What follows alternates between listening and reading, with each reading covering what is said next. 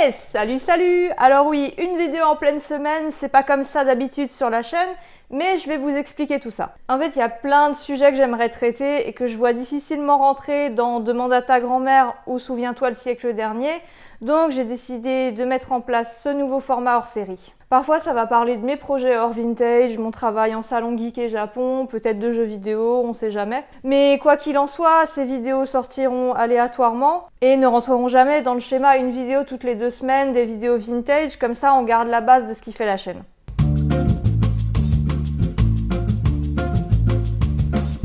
Et aujourd'hui alors, en fait je voulais vous parler d'un post avec 4 images que je vois beaucoup passer sur les réseaux sociaux. Ça concerne les agressions récentes subies par des femmes en raison de leurs vêtements. Et tous ces débats tournant autour des tenues vestimentaires des femmes en général.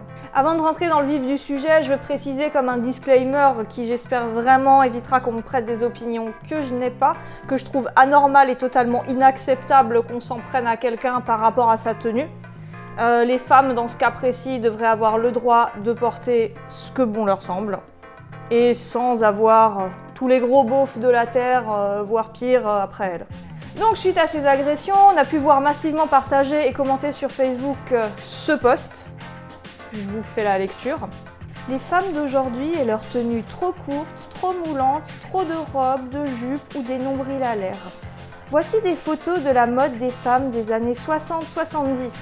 Une question intéressante. Est-ce normal que la liberté de la femme en prenne un coup ? La régression des droits de la femme est actée ou alors trop de perversion de la part de certains hommes ? Je remets pas en question l'intention, mais s'il y a un truc que je déteste, c'est qu'on fasse dire n'importe quoi à l'histoire. Les images utilisées ici ne sont pas du tout représentatives de la mode du commun des mortels dans les années 60-70 et encore moins de la condition de la femme à cette époque. Donc on va les prendre et les regarder une par une. Merci à l'outil de recherche d'images inversées. Alors cette photo est une photo de 1946, prise sur une plage comme vous pouvez voir. On atteste que les 2 filles du centre n'ont pas de chaussures. Et si vous ne savez pas comment étaient habillées les femmes hors de la plage, je vous conseille d'aller voir les épisodes de Demande à ta grand-mère.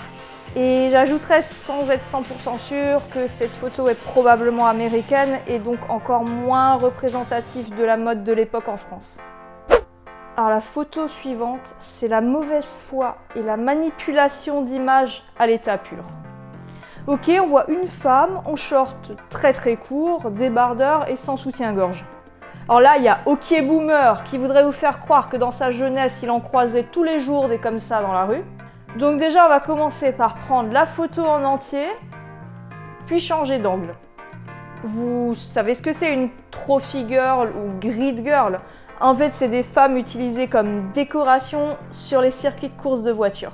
Cette femme s'appelait Barbara Roof, c'était trophy girl au début des années 70 aux États-Unis. Je pense que c'était pas vraiment représentatif de la mode de l'époque, à moins qu'aujourd'hui vous en voyez beaucoup des filles habillées comme ça dans la rue, enfin pas moi en tout cas.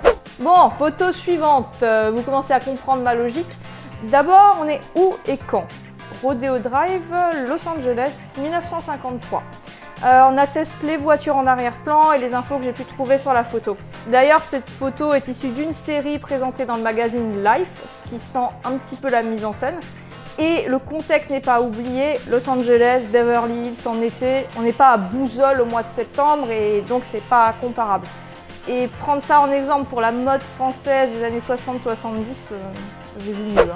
On arrive à la dernière photo et je sais pas pourquoi, mais je m'en doutais un peu. Il s'agit de l'actrice américaine Raquel Welch, d'ailleurs c'est trop bon le Welch, rien à voir. La photo date de 1967 et c'est clairement un photoshoot et en plus on est au bord de la mer en été, toujours le même contexte.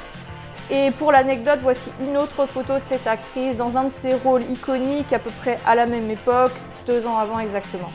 En fait, je me verrais mal prendre en référence de la mode du commun des mortels une photo issue d'un photoshoot de star, sauf si c'est pour une marque de prêt-à-porter, et encore.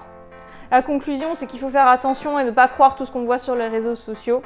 Les images ou citations sont bien souvent sorties de leur contexte et donnent un reflet très biaisé de la réalité. Les années 60-70 sont souvent érigées comme une époque bénie pour les femmes. C'est une époque empreinte de libération à tous les niveaux, dont la mini-jupe serait l'étendard. Et la vérité est loin d'être aussi simple.